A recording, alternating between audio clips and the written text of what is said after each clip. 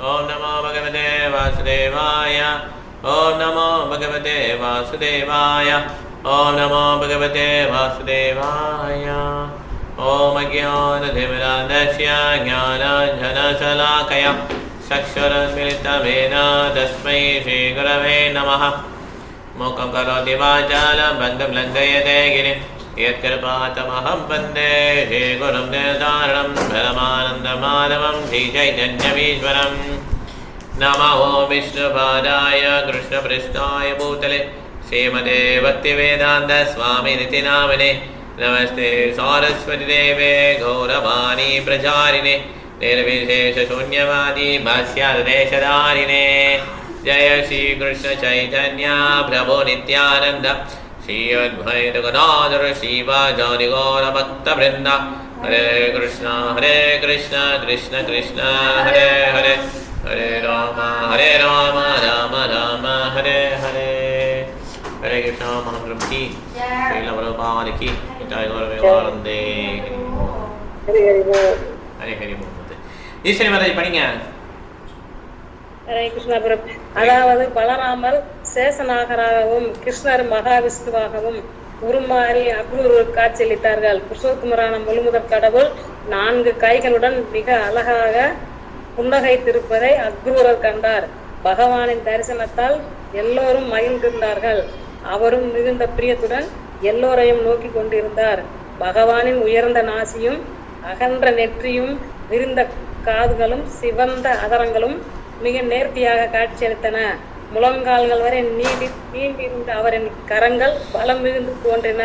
அவரின் தோள்கள் உயர்ந்தும் மார்பு சங்கம் போன்ற வடிவில் விரிந்தும் தொப்புள் ஆழ்ந்தும் வயிறு 3 வரிகளை கொண்டும் அழகாக காட்சியளித்தன. அவரின் இடை அகன்று கொண்டும் அழகாக காட்சியளித்தன. அவரின் இடை அகன்று பெருத்தும் பின்புறம் பெண்களைப் போன்று உயர்ந்தும் தொடைகள் யானைகளின் துதிக்கை போல் நீண்டு பருந்தும் விளங்கின. கால் முட்டுகளும் கரண்டைகளும் மிகுந்த அழகுடன் தோன்றின. கால் நகங்கள் வெண்மையாய் பளிச்சித்தன. பாத விரல்கள் தாமரை இதழ்களைப் போல் அழகாக விரித்திருந்தன.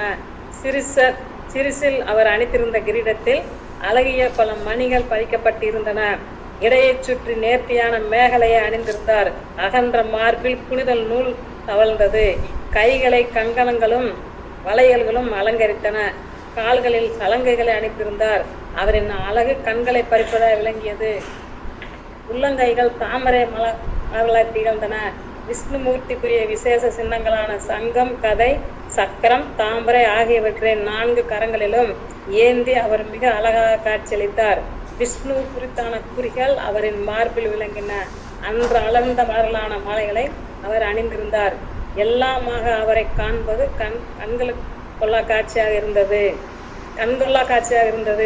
பகவானின் நெருங்கிய தோழர்களும் 4 குமார்களுமான சனகர், சனாதனர், சனந்தர், சனத்குமார் ஆகியோரும் சுனந்தர், நந்தர் போன்ற மற்ற தோழர்களும் பிரம்மா, சிவன் போன்ற தேவர்களும் பகவானை சூழ்ந்திருப்பதை அக்ரூரர் கண்டார். மகா பண்டிதர்களான 9 மகாரிஷிகளும் அங்கிருந்தார்கள். பிரகலாதர், நாரதர் போன்ற பெரும் பக்தர்கள் திறந்த உள் அங்கங்களுடனும் புனிதமான சொற்களாலும் பகவானை துதித்துக் கொண்டிருந்தார்கள்.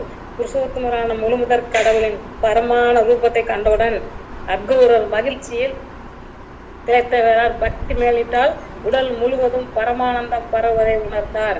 அவர் கன நேரம் திகைப்படைந்தாலும் உணர்வை தெளிவாக்கி கொண்டு பகவானின் முன்தலை வணங்கினார். கரங்களை கூப்பியபடி நெகிழ்ந்த குரலில் பகவானுடன் பிரார்த்திக்கலானார். பக்தி வேதாந்த எழுதிய கிருஷ்ணா என்னும் நூலின் 39ஆம் அத்தியாயமான அக்ரூர் திரும்பும் போது யமுனையில் விஷ்ணு லோகத்தை காணல் இவ்வாறு நிறைவேறுகிறது. Thank you madam. ஹரே கிருஷ்ணா. இப்போ 40ஆவது அத்தியாயம் போகிறோம். ஓகே, 40ஆவது அத்தியாயம் அக்ரூரின் பிரார்த்தனைகள். அக்ரூரர் பார்த்தீங்கன்னா ரொம்ப ஃபேமஸ் இருக்குன்னா வந்தனம், பிரார்த்தனை பண்ணுறது. ஓகே, ஸ்ரீ விஷ்ணு சவனே பரீட்சித் அபவத் பையாசகி கீர்த்தனே பிரகலாதஸ்மரணே ததங்கிரி பஜனே லக்ஷ்மி பிருத பூஜனே அக்ரூரஸ்து அபிவந்தனே. அக்ரூர் வந்து அபிவந்தனை. Akrur offering prayers. அவர் வந்து ப்ரேயர்ஸ் ஆஃபர் பண்ணுவார். ஓகே, யமுனை நதியில் வந்து என்ன பண்ணுறாரு, அவர் பார்க்குறாரு, அங்கேயும் கிருஷ்ணர் இருக்காங்க, தேர்லையும் கிருஷ்ணர் இருக்கிறார். தேர் போய் பார்க்குறா, அங்கேயும் கிருஷ்ணர் உட்காந்துக்கார். திருப்பி வராரு. இப்போ கிருஷ்ணரும் பலராமும் மாத்திரம் இல்லை, அவங்கள சுற்றி நிறைய தேவர்கள் எல்லாருமே இருக்காங்க, வழிபடுறாங்களா. அவ்வளோ அழகாக வர்ணிக்கிறார் கிருஷ்ணன் உடுத்த. இந்த இது நாரதமுனி வந்து இவர் துருவ மகாராஜாவுக்கு எப்படி கிருஷ்ணரோட வர்ணிப்பார். ஏன்னா அந்த மனத்தில் அந்த அந்த வடிவத்தை தியானம் பண்ணிட்டு ஓ நமோ பகவதி வாசனையாக சொல்லணும் வந்துடுது, அதுக்காக அது வர்ணிப்பார். என்ன சொல்லணும்? பிரசன்ன வதனேக்ஷணம் சுனாசம் சுபரம் சாரு கபோலம் சுரசுந்தரம் தருணம் ரமணியாங்கம் அருணோஸ்தேக்ஷனாதரம் பிரணத்த ஸ்ரேனம் நிருணம் சரண்யம் கருணாடனம். இந்த மாதிரி நாரதமுனிவர் வந்து வர்ணிக்கிறார் எப்படி மகாவனுடைய இருக்கும்னு சொல்லிட்டு. சங்கு சக்கரம் கதா பத்மம் இதெல்லாம் அவர் அணிஞ்சிருக்கார் இல்லையா, அவர் வச்சிருக்கிறார். அதேமாதிரி அவருக்குன்னு சிறப்பாக நெஞ்சில் வந்து சிம்டம்ஸ்லாம் அறிகுறிகள்லாம் உண்டு. ஸோ இவர் பத்திரம் கிடையாது, அவருடைய பரஃபேல் எல்லாருமே இருக்கான். ஓகே, எல்லாருமே கூட இருக்கிறான். ஓகே, அவருடைய தோழர்கள் அவருடைய கிருஷ்ணன் பார்க்காம இருக்காங்க. எந்த இதில் போட்டு விஷ்ணு? ஆமாம், அது இவர் எல்லாருமே 4 கை வச்சுருப்பாங்க. அங்கே மாநிலத்தில் எல்லாருக்குமே 4 கை. அது கரெக்டு, அவர் 4 கை இருக்கும். அவர் 4 கை ஹெல்ப் பண்ணி எடுத்துக்கலாம். இப்போ கிருஷ்ணர் வந்து எப்படி வந்தார், இப்போ இவங்க பண்ணலாம் வந்தார் இல்லையா, அந்த தேவிக்கு பண்ணலாம் வந்தார். அப்போ வந்து 4 கை வச்சு வந்தார். அவர் விஷ்ணு மூலமாக அவர் கிருஷ்ணன் தான் வருவார். விஷ்ணு மூலமே வர மாட்டார். கிருஷ்ணன் மட்டும் அப்படியே வருவார். மற்ற எல்லா இன்கார்னேஷனும் ஷேருத கஷாய் விஷ்ணு மூலம் வருவாங்க. கிருஷ்ணன் மட்டும் அப்படியே தான் வருவார். அவர் அப்படியே இருந்தார். ஏன்னா அவர் நாராயணன் சொல்லி காட்டணும்ல. ஏன்னா இங்கே உள்ளவங்களுக்குலாம் நாராயணன் தான் புரியும். இங்கே உள்ள மக்கள் வந்து விஷ்ணு தான் பண்ணுவாங்க மேக்ஸிமம். அவங்க தான் புரியும். கிருஷ்ணர் வந்து அந்த ஸ்பெசிஃபிக் அந்த ரசங்கள் தான் கிருஷ்ணர் புரியும். எந்த இடத்துல போகிற விஷ்ணு சொல்லி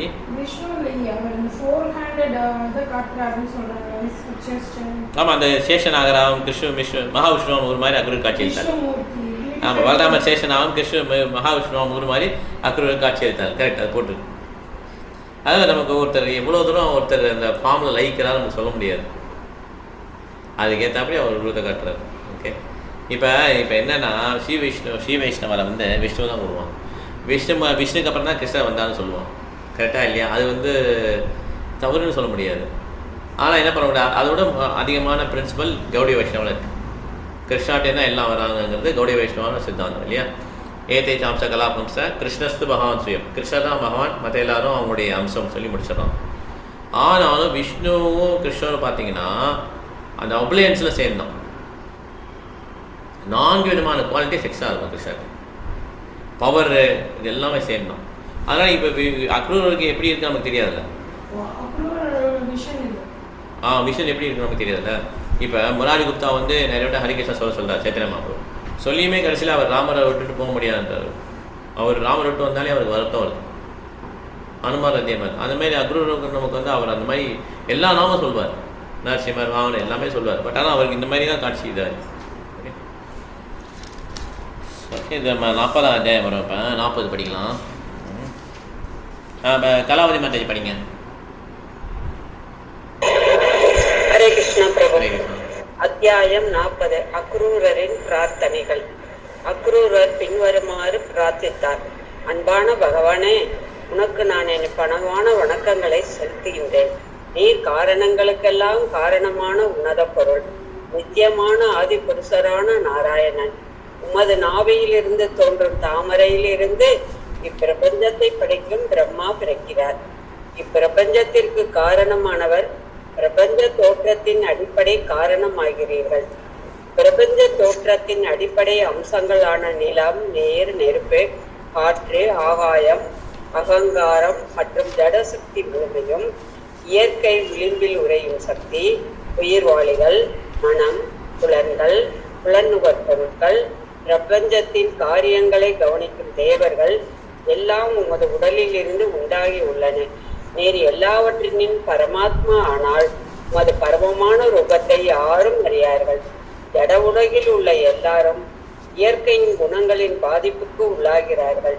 பிரம்மதேவரை போன்ற தேவர்களும் கூட ஜட இயற்கையின் பாதிப்புக்கு உட்பட்டவர்கள் ஆகையால் இயற்கையின் முக்குணங்களுக்கு அப்பாற்பட்ட உமது பரமமான வடிவத்தை அறிய மாட்டார்கள். மகா முனிவர்களும் யோகிகளும் உம்மை முழுமுதல் கடவுளாக, உயிர்வாளிகளுக்கெல்லாம் ஆதி காரணமானவராக, பிரபஞ்ச தோற்றங்களுக்கும் தேவர்களுக்கும் ஆதியானவராக வணங்குகிறார்கள். நீர் எல்லாவற்றையும் உம்மில் அடக்கியவராக உம்மை வழிபடுகிறார்கள். கற்றறிந்த பிராமணர்கள் சிலர் ரிக்வேத சடங்குகளை அனுசரித்து உம்மை வழிபடுகிறார்கள். அவர்கள் பல தெய்வங்களின் பெயரால் யாகங்களை நிகழ்த்தி வழிபடுகிறார்கள். அறமான அறிவின் வடிவில் உம்மை வணங்குபவர்களும் உள்ளனர். அவர்கள் ஜட செயல்களையெல்லாம் விடுத்து மிக அமைதியாக வாழ்கிறார்கள். ஞான யோக முறையில் உம்மை அறிய முயற்சிக்கிறார்கள். பாகவதர்கள் என்று அழைக்கப்படும் பக்தர்கள் உம்மை புருஷோத்தமரான முழுமுதற் கடவுளாக வணங்குகிறார்கள். பஞ்சராத்திரம் என்ற முறையில் ஈடுபடுத்தப்பட்டுள்ள அவர்கள் தம் உடல்களை திலகங்களால் அலங்கரித்துக் கொண்டு உமதை விஷ்ணுமூர்த்தி வடிவங்களை வழங்குகிறார்கள். மேலும் சிலர் சைவர்கள் எனப்படுபவர்கள் பல்வேறான ஆச்சாரியர்களை பின்பற்றி சிவபெருமானாக உம்மை வணங்குகிறார்கள்.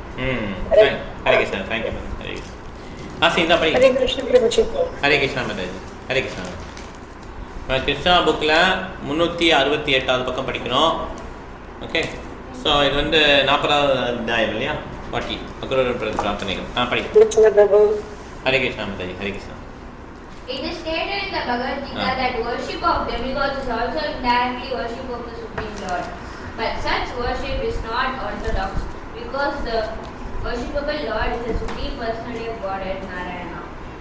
Demigods such as Brahma and Shiva are incarnations of material qualities which are also emanations from the body of Narayana. Actually, there was no one existing before the creation except Narayana, the Supreme Personality of Godhead. The worship of demigod is not on the same level as the worship of Narayana. Akhilya said, although the minds of those who are devotees of the demigods are fixed on a particular demigod, because you are the super soul of all living entities, including the demigods, worship of demigods indirectly goes to you. Sometimes after flowing down from the mountains during the rainy seasons, small rivers fail to reach the sea. Some reach the sea and some do not. Similarly, the worshippers of demigods may or may not reach you. There is no guarantee. Their success depends on the strength of their worship.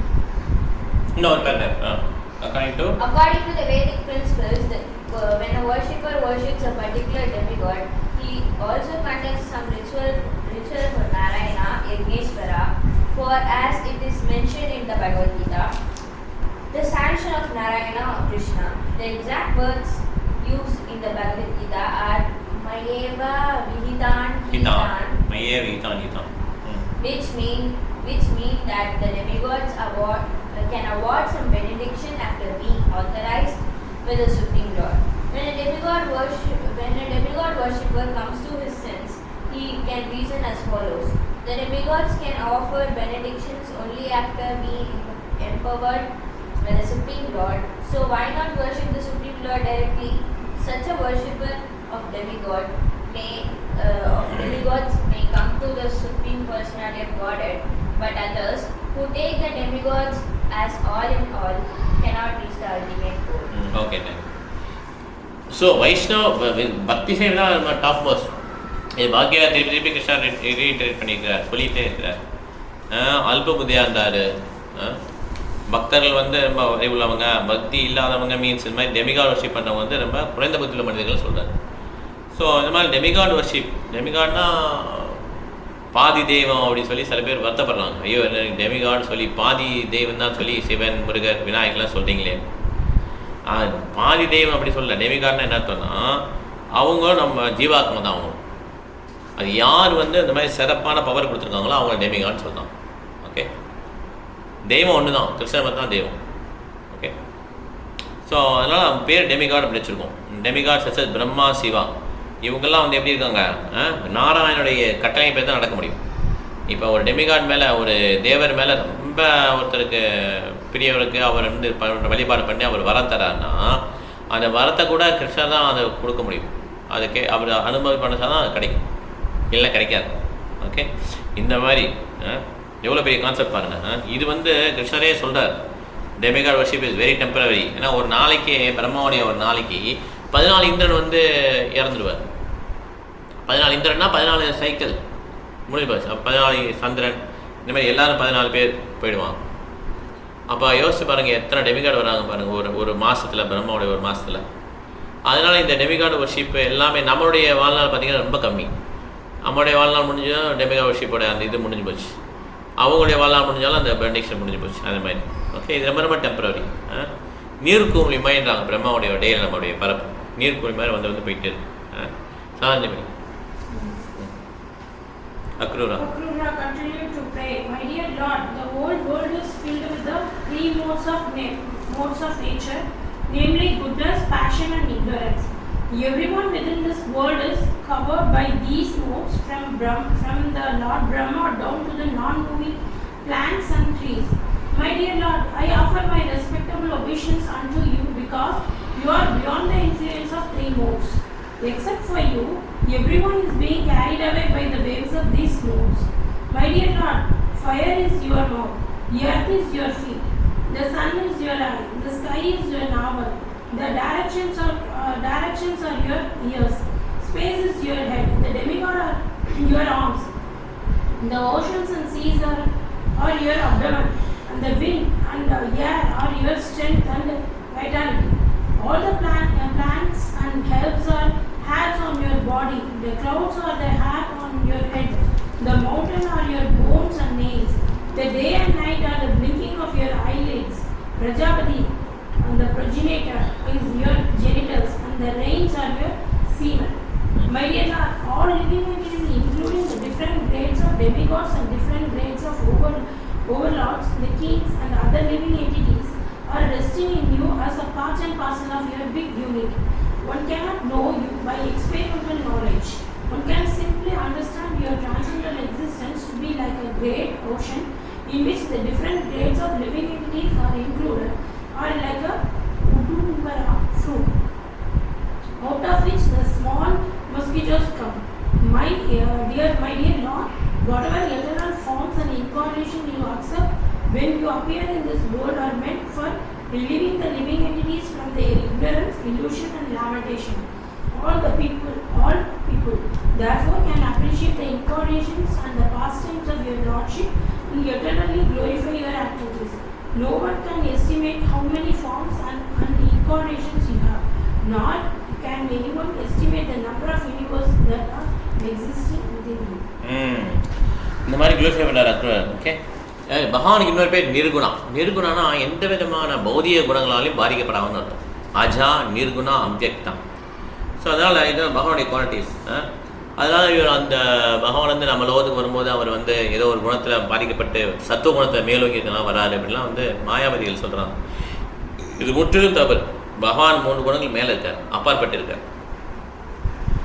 அவர் இந்த உலகம் இருக்குமானாலே இருந்தார்.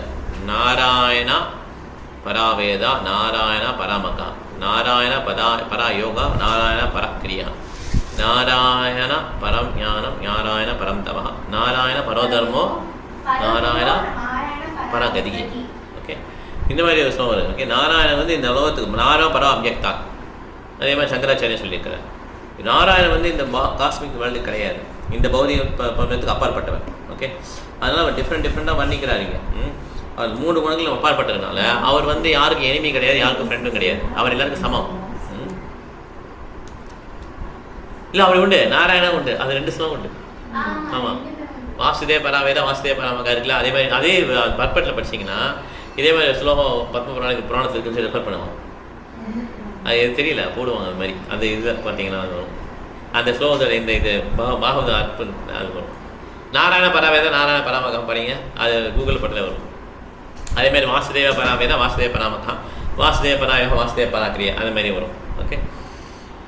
So அதனால் யாருமே உங்களுடைய செயல்களை வந்து இது பண்ண முடியாது.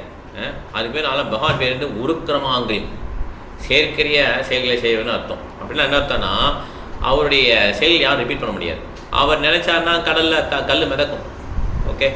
ராமர் பாலம் வச்சார்ல, கல் மிதந்தா இல்லையா?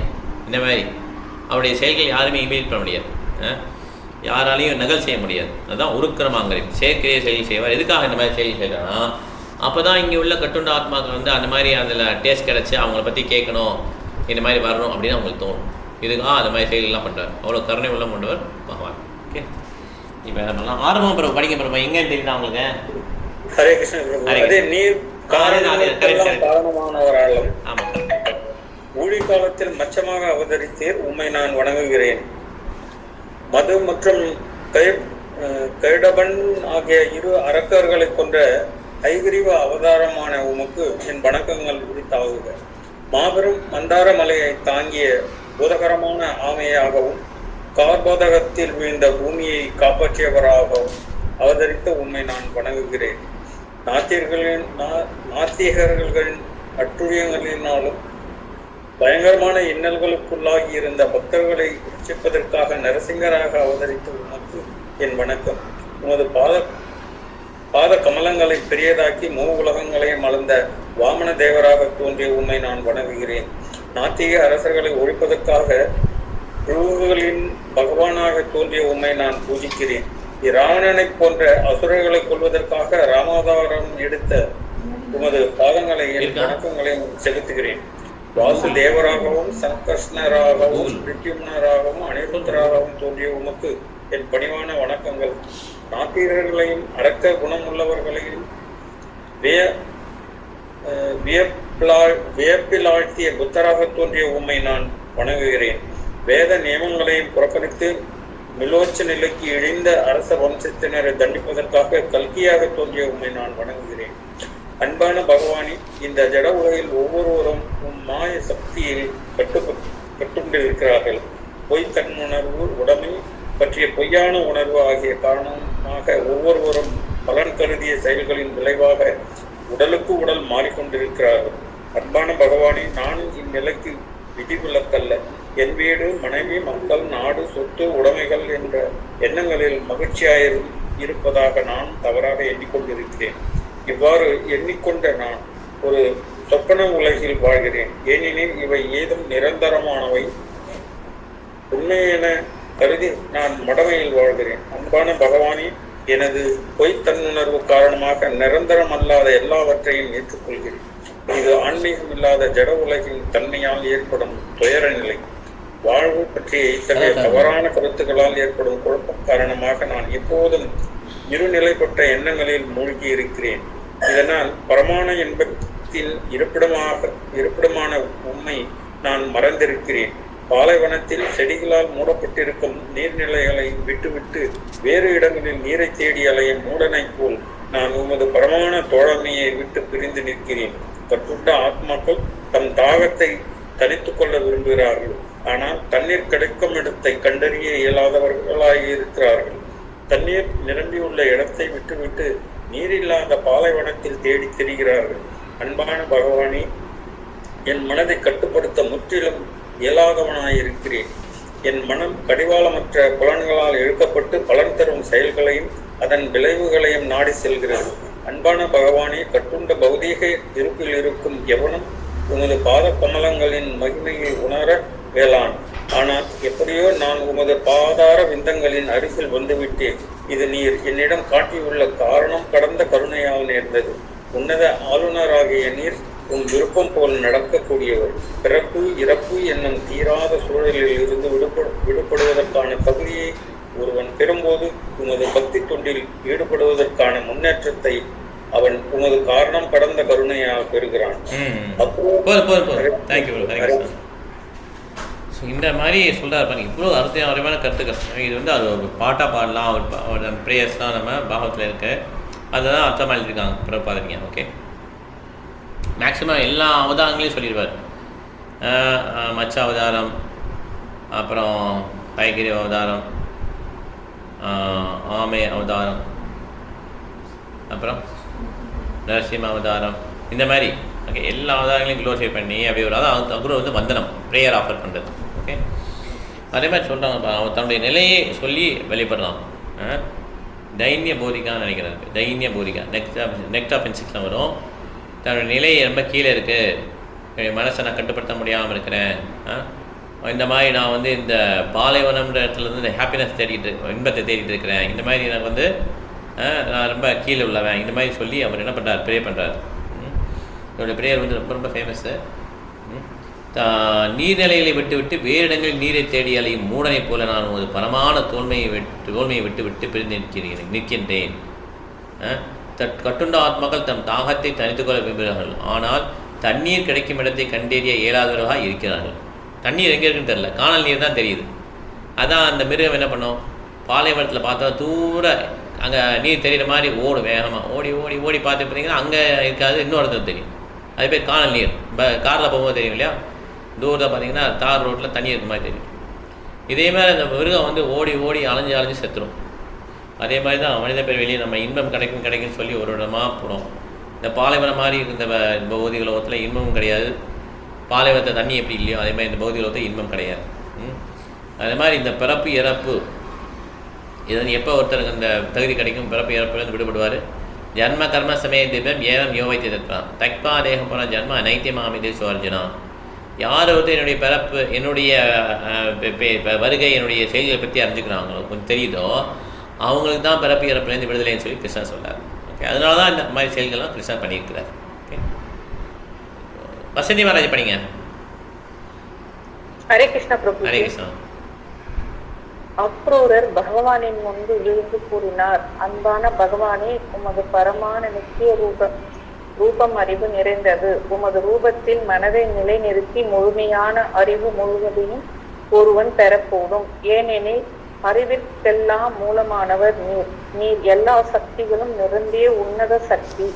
நீர் உன்னத பிரம்மன், உன்னத புருஷர், உன்னத ஆளுநர், ஜட சக்திகளின் அதிகாரி. படைப்புகளுக்கெல்லாம் மூலமான வாசுதேவராகிய உம்மை நான் பணிவுடன் வணங்குகிறேன். நீர் எங்கும் நிறைந்திருக்கும் புருஷோத்தமனாகிய முழு முதற் கடவுள். எல்லா இதயங்களிலும் பரமாத்மாவாக வீட்டிலிருந்து நீர் கட்டளைகள் பிறப்பிக்கிறீர். இப்போது நான் உம்மிடம் முற்றிலுமாக சரணடைந்திருக்கிறேன்.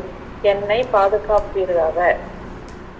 பக்தி வேதாந்தர் எழுதிய கிருஷ்ணர் எனும் நூலின் 40ஆம் அத்தியாயமான அக்ரூரின் பிரார்த்தனைகள் இவ்வாறு நிறைவு பெறுகிறது.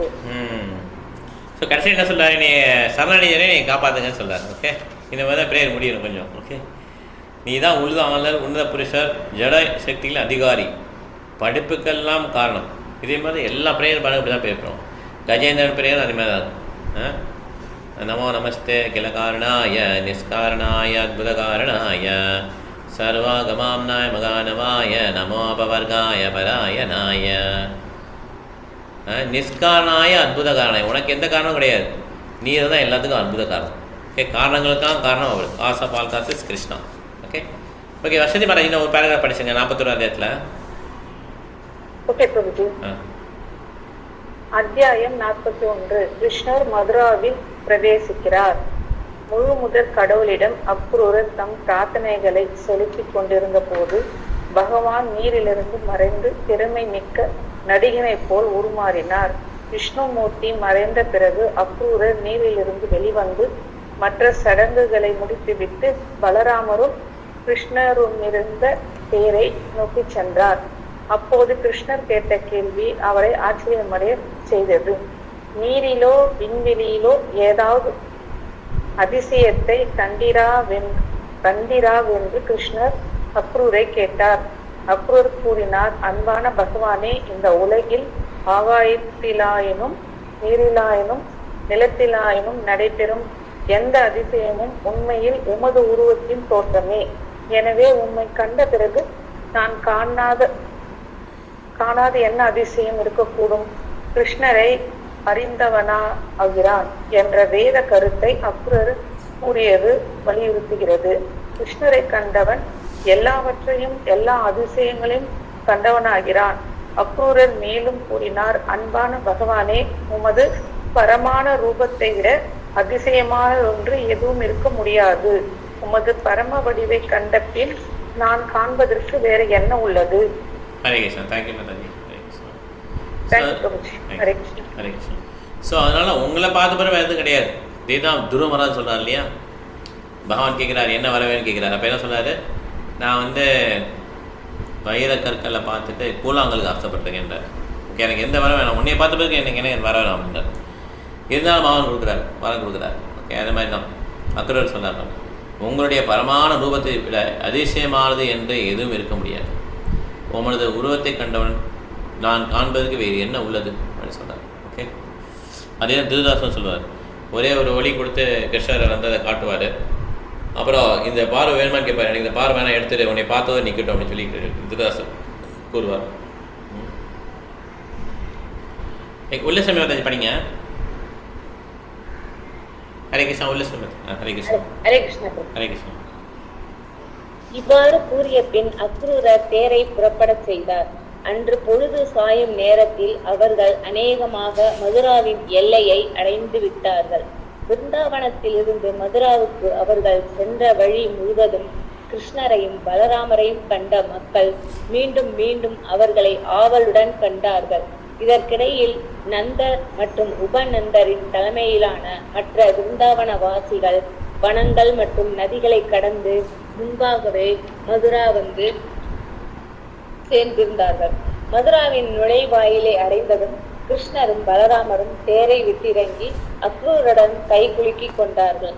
நீர் இப்போது வீட்டிற்கு செல்லலாம், நாங்கள் சகாக்களுடன் மதுராவினுள் வருகிறோம் என்று கிருஷ்ணர் அக்ரூரரிடம் கூறினார். அன்பான பகவானே, உம்மை விட்டுவிட்டு நான் மதுரா நகரினுள் செல்ல முடியாது. உம்மை விட்டு சரணடைந்துள்ள உம் சேவகன் என்னை விலக்க முயற்சிக்காதீர்.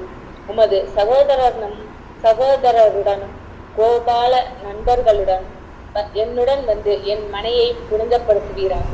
அன்பான பகவானே, நீர் வந்தால் உமது பாத கமலங்கள் பட்டு என் இல்லம் புனிதம் பெறும். உமது பாத கமலங்களின் வேர்வையாகிய கங்கை மூதாதையர்கள், அக்னி தேவன், மற்ற தேவர்கள் உட்பட எல்லோரையும் தூய்மைப்படுத்த வல்லது. உமது பாத கமலங்களை கழுவியதால் பலி மகாராஜா புகழ் பெற்றது மட்டுமின்றி கங்கை நீர் அவரின் மேல் பட்டதால் அவரது எல்லா உறவினர்களும் சொர்க்கலோகத்தை அடைந்தார்கள். பலி மகாராஜா எல்லா செல்வ சிறப்புகளுடன் பெற்ற உயர்வான முக்தி நிலையை அடைந்தார். கங்கை நீர் உலகங்களையும் புனிதப்படுத்துவது மட்டுமல்லாமல் சிவபெருமானும் அதை தன் தலையில் மேல் சுமக்கிறார். பிரபஞ்சத்தின் அதிபதியானவரே, உமக்கு என் பணிவான வணக்கங்கள். இதை கேட்ட முழுமுதற் கடவுள் பதில் கூறினார், அக்ரூரரே, நான் நிச்சயம் என் சகோதரருடனும் நண்பர்களுடனும் உம் இல்லத்திற்கு வருகிறேன். ஆனால் எது வம்சத்திடம் பொறாமை கொண்டிருக்கும் எல்லா அரசர்களையும் கொன்ற பிறகே வருவேன். இது என் உறவினர்களுக்கு திருப்தியை அளிக்கும். முழுமுதற் கடவுளின் சொற்கள் அக்ரூரருக்கு ஏமாற்றத்தை அளித்தன. ஆனால் அவரின் கட்டளையை மீற அக்ரூரர் விரும்பவில்லை. எனவே அவர் மதுராவில் கம்சனை கண்டு கிருஷ்ணர் வந்திருப்பதை அறிவித்துவிட்டு தன் மனைக்கு சென்றார்.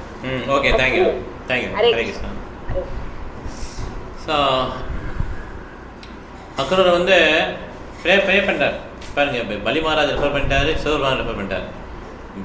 பலி மகாராஜ் ஒரு மகாஜன் இல்லையா? 12 மகாஜன் இருக்காங்கல்ல, ஸ்வயம்பு, நாரதா, சம்பு, குமாரா, கபிலோ, மனுகு, பிரலாதோ, ஜனகோ, பீஷ்மோ, பலீர், வையாசிக்கீர், வயம்.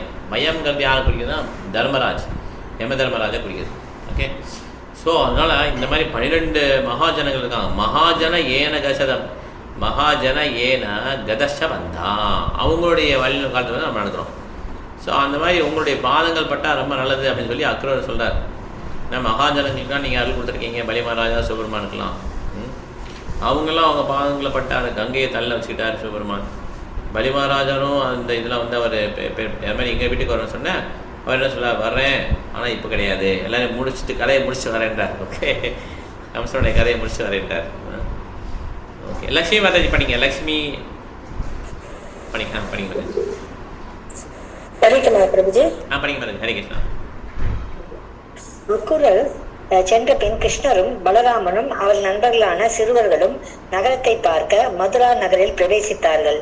மதுராவின் நுழைவாயில் முதல் தர பளிங்கில் மிக நேர்த்தியாக கட்டப்பட்டு கதவுகள் சுத்தமான தங்கத்தால் அமைக்கப்பட்டிருந்ததையும் கண்டார்கள். சுற்றிலும் மனோகரமான தோட்டங்கள் அமைக்கப்பட்டிருந்தன.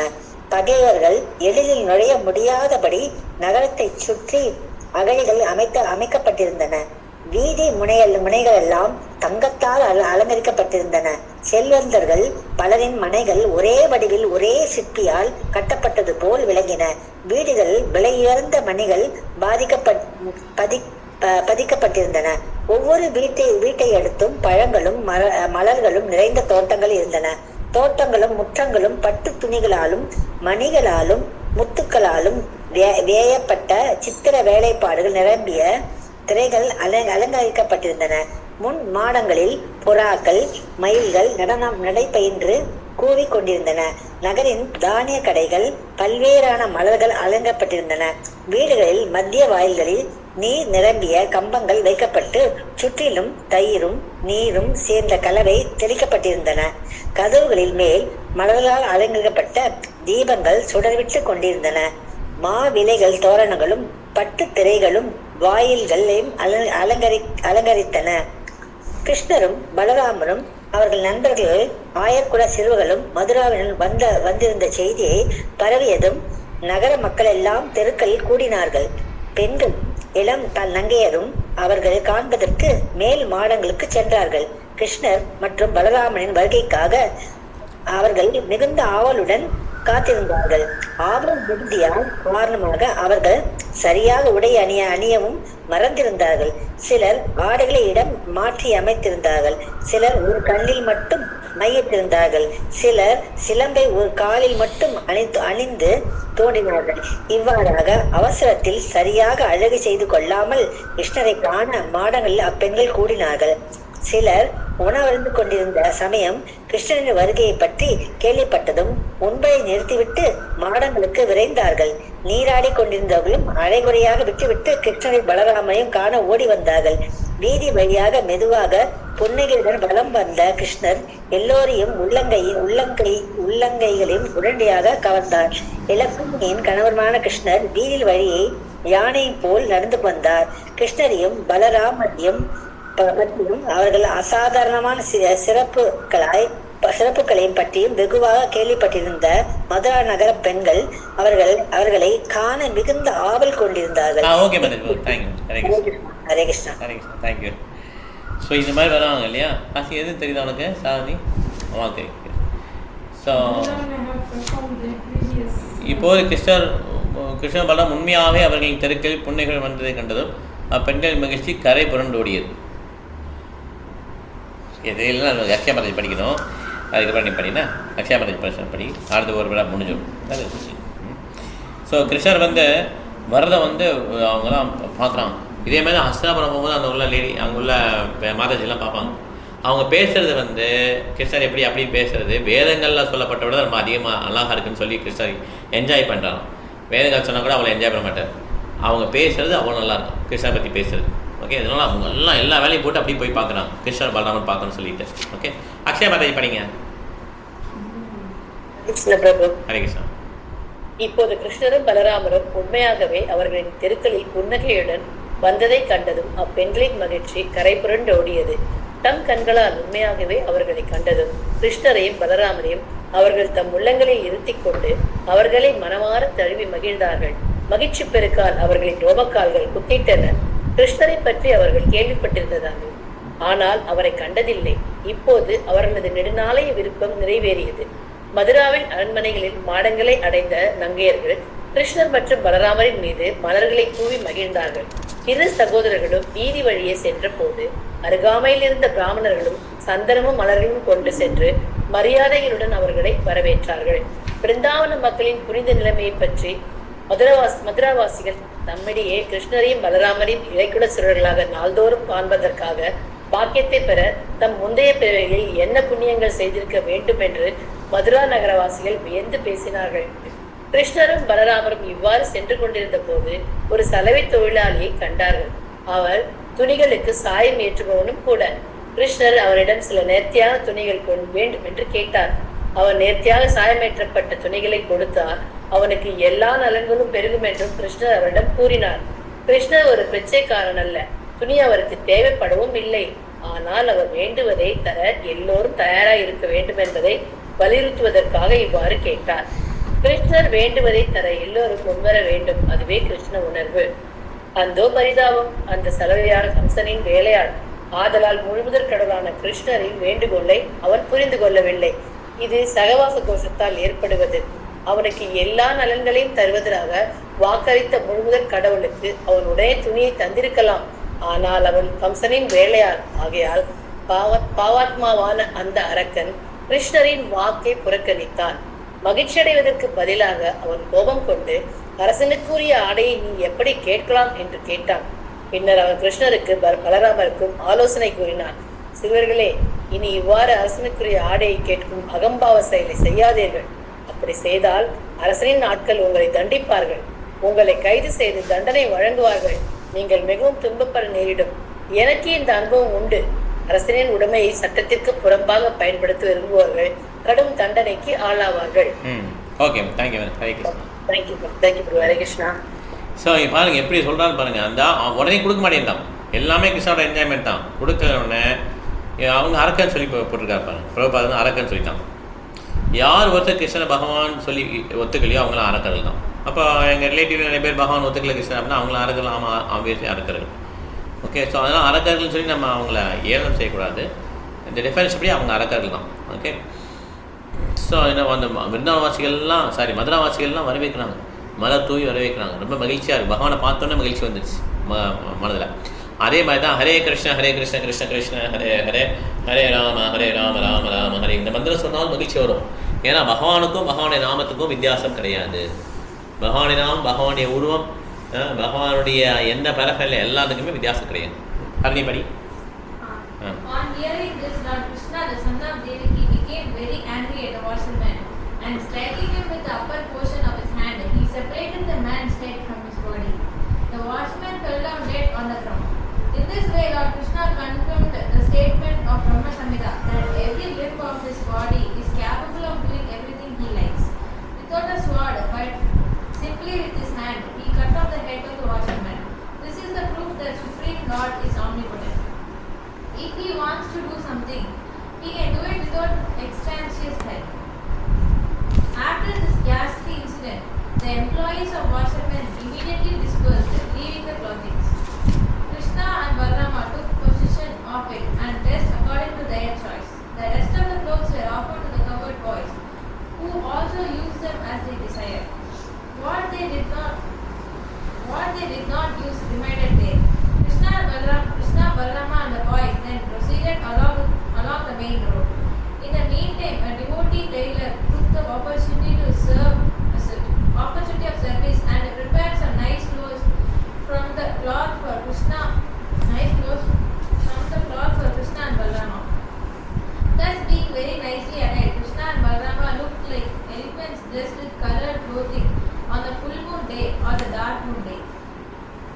Krishna was very much pleased with the tailor and he gave him benediction of Sarupya Mukti, which means that after leaving his body, he would be liberated and would attain four-handed body exactly like that of Narayana in Vaikuntha planets.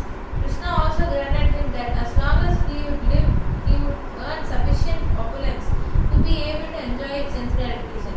By this incident, Krishna proved that those who are Krishna-conscious devotees will not be lacking in material enjoyment of sense gratification.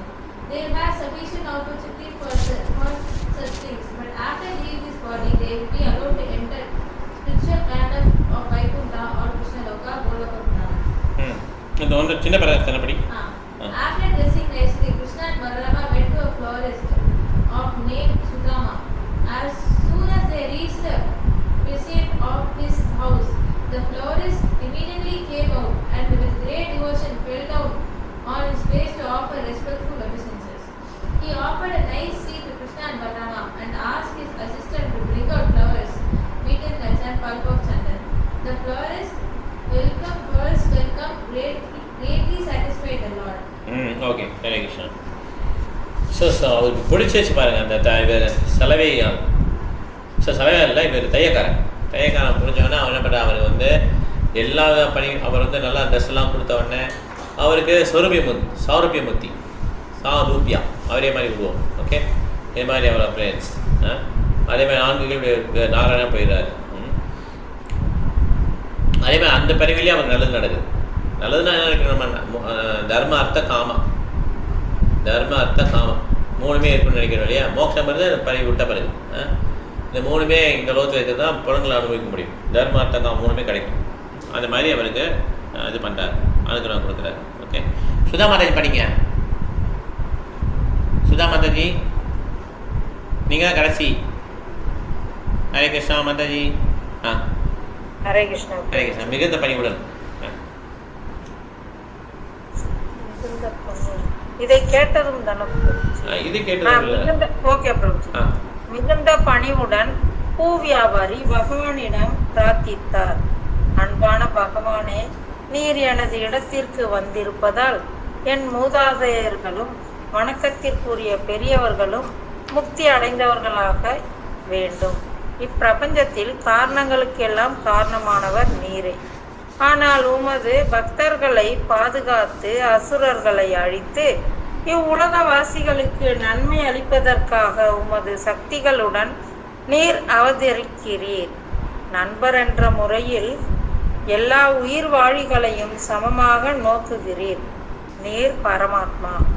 நண்பன் பகைவன் என்ற பாகுபாடு உமக்கு இல்லை என்றாலும் உமது பக்தர்களுக்கு பக்தியின் சிறப்பு பலன்களை நீர் வழங்குகிறீர். பகவானே, நான் என்ன செய்ய வேண்டும்? கட்டளையிடும். நான் உமது நிரந்தர சேவகன். ஏதாவது செய்ய நீர் என்னை அனுமதித்தால் நான் தன்யனாவேன். கிருஷ்ணரும் பலராமரும் தன் இருப்பிடத்தில் வரப்பெற்ற சுதாமா மிகவும் மகிழ்ச்சி அடைந்தார். அதனால் தனக்கு மிகவும் பிடித்தமான மலர்களை கொண்டு மிக அழகான 2 மாலைகளை தொடுத்து அவர்களுக்கு அர்ப்பணித்தார். அவருடைய உண்மையான பக்தி தொண்டை கிருஷ்ணரும் பலராமரும் மெச்சினார்கள். சரணடையும் ஆத்மாக்களுக்கு தாம் எப்போதும் வழங்கும் ஆசிகளை கிருஷ்ணர் சுதாமாவுக்கு வழங்கினார். சுதாமர் தமது எப்போதும் கிருஷ்ணரின் நிரந்தர சேவகனாக இருக்க வேண்டும் என்றும் அப்படிப்பட்ட பக்தி தொண்டின் மூலம் பிற உயிர்களுக்கும் சேவை செய்ய வேண்டுமென்றும் பிரார்த்தித்தனர். கிருஷ்ணர் உணர்வில் இருப்பவன் பக்தி தொண்டின் மூலம் தன் முன்னேற்றத்தை மட்டும் நாடக்கூடாதென்பது இதனால் தெரிய வருகிறது. அவன் பிறரின் நலனுக்காகவும் உழைக்க தயாராக இருக்க வேண்டும். விருந்தாவனத்தின் 6 கோஸ்வாமிகளும் இந்த உதாரணத்தை பின்பற்றினார்கள். எனவே அவர்களின் பிரார்த்தனைகளில் லோகானாம் ஹித கரி நவ் என்று வருகிறது. வைஷ்ணவர்கள், அதாவது பகவானின் பக்தர்கள் தன்னலம் அற்றவர்கள். முழுமுதற் கடவுளிடமிருந்து பெறும் நலன்களை அவர்கள் பிறருடன் பகிர்ந்து கொள்ளவே விரும்புகிறார்கள். இது மனித தன்மையின் மிக உயர்ந்த செயற்பாடு. பூ வியாபாரியிடம் திருப்தி அடைந்த கிருஷ்ணர் அவர் வேண்டிய வரங்களுக்கான ஆசிகளை நல்கியது மட்டுமன்றி அதற்கும் மேலாக எல்லா சுகபோகங்களையும் நீண்ட ஆயுளும் வழங்கினார். பக்தி வேதாந்தர் எழுதிய கிருஷ்ணர் என்னும் நூலின் 41ஆம் அத்தியாயம் கிருஷ்ணர் மதுராவில் பிரவேசிக்கிறார் இவ்வாறு நிறைவு பெறுகிறது. ஹரே கிருஷ்ணா. ஹரே கிருஷ்ணா. இப்போ நம்ம 42 பார்க்கணும் இல்லையா? 42 யாகமேடையில் வில்லை மறித்தல் பார்க்கணும். அடுத்த வாரம் பார்க்கலாம். அது அடுத்த வாரம் கோவம் கிளாஸ் அதுக்கடுத்த வாரம் பார்க்கலாம். ஹரே கிருஷ்ணா பிரபுஜி. நான் படிக்கலாம் பிரபு. நீங்கள் படிக்கலையா? சரி படிங்க வந்துட்டீங்களா? Right, okay. நான் உங்களை பார்க்கவே. சரி படிங்க. யாகமேடையில் படிங்க. நீங்கள் 42 படிங்க. நான் 40 ஸ்டார்ட் ஆகும்போது வந்தேங்க பிரபுஜி. கொஞ்சம் லேட் ஆயிடுச்சு. 40 ஸ்டார்ட் வந்துட்டீங்களா? இடையில போயிட்டு வந்தீங்களோ? இப்போ முன்னால இருக்கீங்க. எப்படி இல்லைங்க பிரபுஜி, கலாமாதா படிக்க முன்னாடி வந்தேன், நான் ஜாயின் ஆனேன். ஓ அப்படியா? சரி படிங்க. ஹரே கிருஷ்ணா பிரபுஜி. தேங்க்ஸ் பிரபுஜி. அத்தியாயம் 42 யாக மேடையில் வில்லை பொறித்தல். பூ வியாபாரிகள் இடத்தை விட்டு சென்ற பின் கிருஷ்ணரும் பலராமரும் தன்னுடைய ஒரு இளம் பெண் சந்தன குழம்பு நிரம்பிய ஒரு கோப்பையை தெருவில் எடுத்து செல்வதை கண்டார்கள். ஆனந்தத்தின் இருப்பிடமாகிய கிருஷ்ணர் அந்த கூனியிடம்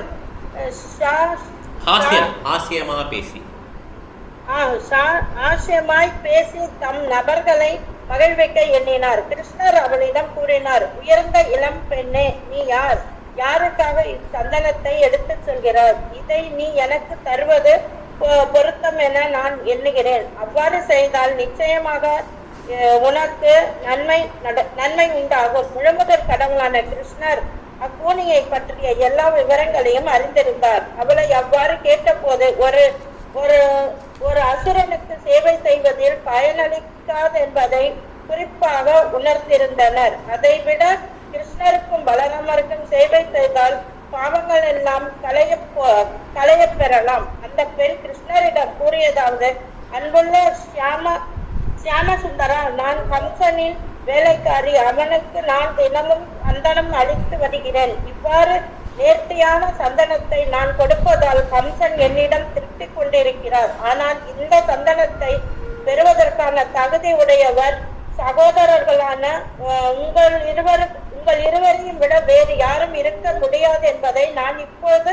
உணர்கின்றேன். கிருஷ்ணர் மற்றும் பலராமரின் அங்க லட்சணங்களாலும் புன்னகையாலும் கண் பார்வையாலும் மற்ற அம்சங்களாலும் கவரப்பட்ட கூனி பெண் சந்தன குழம்பை எடுத்து அவர்களின் உடல்களின் மீது மிகுந்த பக்தியுடனும் திருப்தியுடனும் பூசத் துவங்கினாள். கிருஷ்ணரும் பலராமரும் இயல்பான அழகும் நிறமும் பெற்று வண்ணமிக்க நேர்த்தியான ஆடைகளை அணிந்திருந்தார்கள்.